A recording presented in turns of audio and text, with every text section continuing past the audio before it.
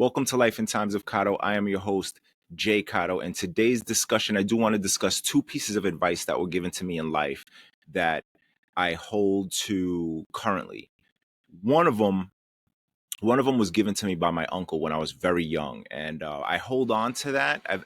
From the moment he said it to me, for whatever reason, it stayed with me, and I never lost that. And it went a little something like, never make a mistake in life that you can't reverse. Now that stayed with me for a very long time, and it impacted me in a way that I've always attacked things just like that. I've always attacked things in a way where it's like, all right, well, if I make this decision, this can happen or that can happen, and kind of just planned out all these different ways that things could occur.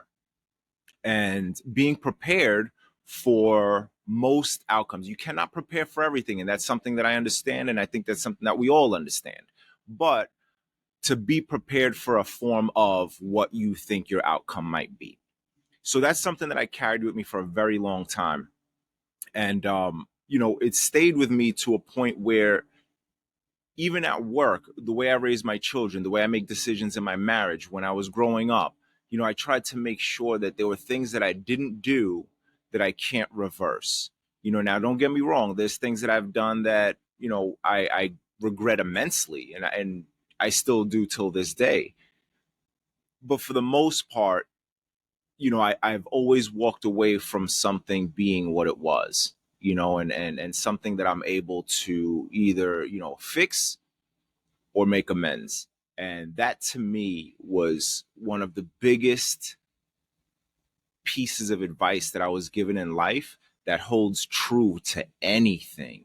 And it's invaluable to me because that is how I attack everything. The second one is a bit of a doozy, right? It depends on how you take it because there's a lot of ways that you could take this one. But it impacted me in a way because, again, early on in my marriage, and like I said in previous videos, I like to give an abundance, and I like to see people happy, because I personally know what that feels like, and I want people to feel that same thing. So, and sometimes when you do that, you kind of compromise your belief system, or you might compromise something that doesn't necessarily quite sit well with you, just for the sake of someone being happy, right? And it might be to your detriment. In any event, the advice goes: it's better to apologize than to ask for permission. Now, that is also something, I got that piece of advice later on in life. And again, it was earlier on in my marriage where, I overstood, right? I overcompensated. I overdid things just to make sure that, not just my wife was happy, but everybody around me. And, whether it be, her family, my family, friends, or whatever it was, and it did to some point take a toll on me where I was just like, there are decisions that I'm making that's making someone else happy, but I'm not happy at all, or I'm not as happy, or I made a decision that I knew that I shouldn't have, right? So with that piece of advice, I learned that, you gotta sometimes make a decision that not everybody likes.